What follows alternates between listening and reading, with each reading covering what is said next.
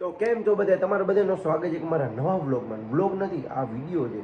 ને તમને બધાને ખબર જ હશે કે ધમુભાઈ ને નીલભાઈ ને ભરતભાઈએ ડીએનબીમાંથી કાઢી મૂક્યો છે. સોરી, કાઢી નથી મૂક્યો, ધમુભાઈ ખુદ છે ને ડીએનબી મૂકીને ગયા છે. શું કામ જોવા વિડીયો.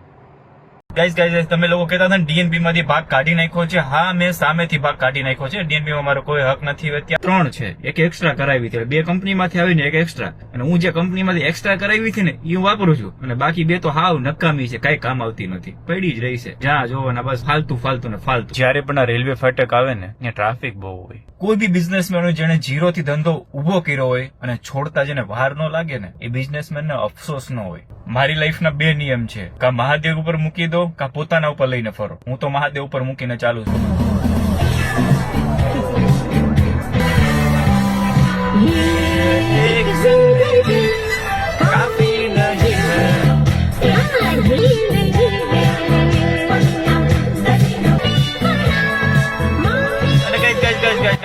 ગાઈઝ તમે લોકો કહેતા હતા ને ડીએનબી માંથી ભાગ કાઢી નાખ્યો છે. હા, મેં સામેથી ભાગ કાઢી નાખ્યો છે. ડીએનબી માં મારો કોઈ હક નથી. અત્યારે ખાલી મારા 2 લાખ રૂપિયા બાકી છે, 8મા મહિનામાં આવી જશે. ડીએનબી માં કોઈ મારો ભાગ નથી. ઘણા લોકોની કોમેન્ટ આવતી કે ડીએનબી માં ભાગ તમારો છે ભાઈ. ના, મારો કોઈ ભાગ નથી. મેં ડીએનબી માંથી સામેથી ભાગ કાઢી નાખ્યો છે. શરૂઆત કોને કરી?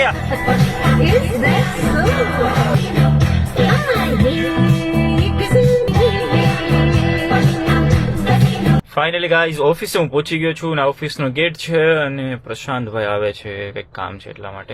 આજે મને મન થયું છે કે થાર સાથે થોડાક ફોટા પાડું, તો પ્રશાંતભાઈને બોલાવ્યો છે ફોટો ક્લિક કરવા માટે. મહાદેવ આવી જાઓ. બેઠો થોડું બેગ છે, નડે નહીં, જોજો પાછળ મૂકી દે. પ્રશાંતભાઈ મજામાં? એકદમ મજામાં. પ્રશાંતભાઈ પેલા ડીએનબી માં એડિટિંગ નું કામ કરતા ને અત્યારે આપણી સાથે છે. ગાઈઝ મહેમાન આવ્યા, અને ઈ પણ મોંઘેરા. બસ કેમ છે? મજામાં? નીચે ઉતારો. મહાદેવ જીમ માં ડાયરેક્ટ આવ્યો છું. ઓહો, બોડી બનાવી ગયો તમે? જીમ ની થોડીક ટિપ્સ એન્ડ ટ્રિક્સ દેવા માટે. ઓહો, વિવેકભાઈ નું કેવું એવું છે કે તમે જીમ ચાલુ કરો. કરશું. જીમ જવાથી શું બેનિફિટ થાય? આપણે બોડી ને એવું કઈ સિક્સ પેક ને એવું કઈ નથી બનાવવું, પણ આપણી માઇન્ડ ફ્રેશ રહે ને? માઇન્ડ ફ્રેશ રહે ને થોડુંક ફિટ રહેવું યાર. જીવનમાં ફિટ રહેવું જરૂરી છે, એવું કેવું તમારું? ફાઇનલી ગાઈઝ ફોટા પાડવાના તમે પાડી દીધા છે. પ્રશાંતભાઈ બહુ મસ્ત ફોટા પાડ્યા અને શૂટ લઈ દીધું. ટાઈમ ચાલુ છે, સીટ બેલ્ટ મારવાનું છે. ચલો સીટ બેલ્ટ મારી લઉં. અને વિવેકભાઈ આવે છે સાથે ઓફિસે, એમનું કામ છે. ફાઇનલી ગાઈઝ પાર્કિંગમાં પહોંચી ગયા છે, ગાડી પાર્કિંગમાં કરી દીધી. હવે જઈએ છીએ આપણે ઓફિસમાં. હું અને વિવેકભાઈ ગયા હતા એક કામથી બહાર, અને વાગી ગયા અત્યારે અઢી વાગ્યા સુધી આ લોકો બધા જમવાની રાહે હતા. કેવી ભૂખ લાગી રાહુલ? બોલવાની સિચ્યુએશન નથી. રાહુલભાઈ દંડો હાથમાં લઈ ચુક્યા હતા, તો તમે આવી ગયા દરવાજે એટલે મૂકી દીધો.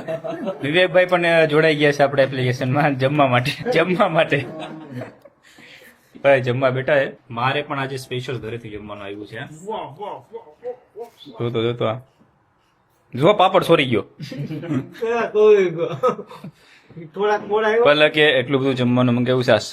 સલાડ અને આ 12 રોટલી અને પાપડ અને મિક્સ વેજ નું શાક, અને આ 2 દિવસની 12 રોટલી. તો ખાવ. જીવનમાં ભેગું કરીને શું મળશે તમને? છેલ્લે મરી જ જવાના છીએ આપણે. જ્ઞાન આપી રહી છે. સ્પેશિયલ થેન્ક્સ પલક. અને જો એમ્પ્લોય અમારા કેવા 2:30 વાગ્યા તો અત્યારે લોગિન નો ફોન આવ્યો, ખાવાનું મૂકીને લોગિન કરવા આવી ગયા. ક્યાં ગયા અશોકભાઈ? હાલજો. પેજ એક્સેસ રહ્યા ખાલી. સાંજના અત્યારે 6 વાગી ગયા, ઓફિસમાં ધમાધમ. સાંજના 7:20 થઈ ગઈ. યાર ઓફિસમાં ટાઈમ કેમ જઈને ખબર નથી પડતી. તમારી ઈમાનદારીથી કામ કરો ને તો તમને ટાઈમ કેમ જઈને ખબર ના પડે. હું અહીંયા બ્લોગ બનાવું છું ને વાતો કરે છે. ટાઈમ ક્યાં જાય કામ કરવાની બહુ મજા આવે. કેટલા લોગિન થયા? 2. તમારે કેટલી બ્રાન્ડ આવી આજે? 2. ત્યાં કેટલા ફોન કર્યા રાહુલ? આ તો 400-500. પાછળ કેટલા ફોન કર્યા તમે? એમને તો ભાઈ એમનું તો કામ ઊંચું છે. ખાલી એમને આજે ફ્રી પડ્યા તો બેઠવા માટે આવ્યા છે કે ભાઈ ચાલો જઈએ બેઠવા માટે. અહીંથી અમદાવાદ ની ટેલી કરે છે. કેવું છે અમદાવાદ? જો ક્યાંય બારી ખોલવાની તૈયારીમાં હતો માણસ છે ને, કંઈક ને કંઈક કરતા જ. સાચું તૈયાર હતા ને બારી ખોલવાનું. જોઈએ નજારો અત્યારે થોડોક શાંત, અત્યારે શામનો સમય થયો છે તો થોડુંક એન્જોય કરીએ એમ. આમ તો આખો દિવસ ને રાત ચાલતું. હવે અમારી સપોર્ટ ટીમ ધીમે ધીમે મોટી થવાની છે. ભાગ્યેશભાઈ ધીમે ધીમે અમારી સપોર્ટ ટીમ આવવાની કોશિશ કરે છે અને જે ધારશે હું લોગિન કરવા રેડી છું. આ લાઈવ સ્ટેટમેન્ટ છે રેડી યાદ રાખજો. નિખિલભાઈ જોજો તમે. શું જોજો આમ વીરેનો એ તો વિડીયો આપી દીધો. બેને જાણે સુસાઇડ કરવાનું એમ ખોલે છો. ના ના સુસાઇડ તો ના થાય. બહુ માથું નાખીને જુઓ. હજુ જીરો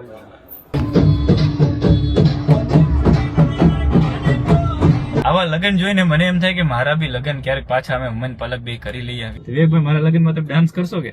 100% તમે કરો એકવાર ખાલી. તમે નાગણી લેશો કે? અરે તમે એકવાર કરો પછી લગન યાદગાર થઈ જશે. એવું કામ કરશો તમે? એવું કરશો.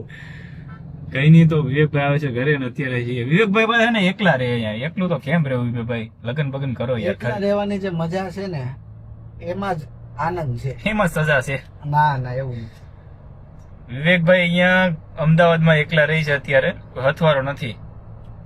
લગન તો બીજા નંબરની વાત છે. મિત્ર એમની સાથે હતા, એ પણ એમને કઈ બીજા જોબ આવી હતી, એ બીજે જતા રહ્યા. વિવેકભાઈ એકલું રહેવું, એકલું હોવું, એકલું ખાવું, એકલું ખાવાનું કરો કેમ પોસિબલ છે? એ કોઈ ડુંગળી લસણ વગરનું.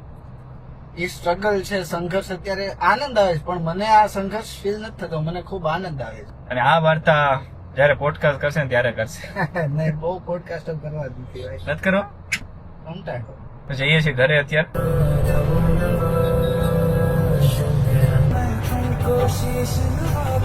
જમવાનું બનાવ્યું આજે 2-3 ટાઈમ જમવાનું બનાવ્યું. હું મારે તને ગિફ્ટમાં દેવું, તારા વખાણ કરવા નાતા ઉપર હું વખાણ કરી દઉં. ભલે કે આજે મારા માટે બપોરનું જમવાનું બનાવ્યું. બપોરનું જમવાનું બહુ મસ્ત હતું. પાપડ હતા, મિક્સ વેજ હતું, પછી સલાડ હતું, પછી ડુંગળી હતું, પછી લસણ તો એમાં આવી જાય.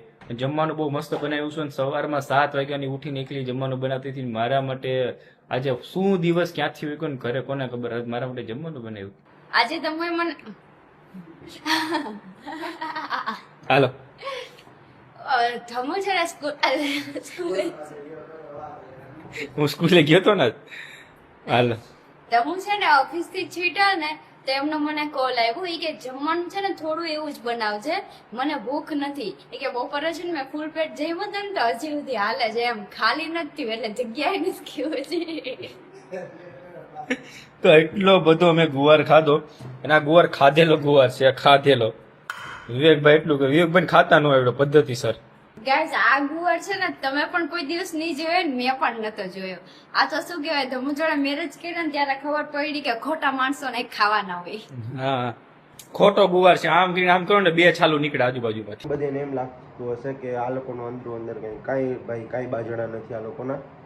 આ મતલબ હું તો ઓલમોસ્ટ આ લોકોને સારી રીતે ઓળખું છું. આ ખાલી છે ને થોડું ઘણું પ્રેન્ક કરે છે એકબીજા ઉપર, એટલે તમે કોઈ છે ને સિરિયસ લેતા નહીં.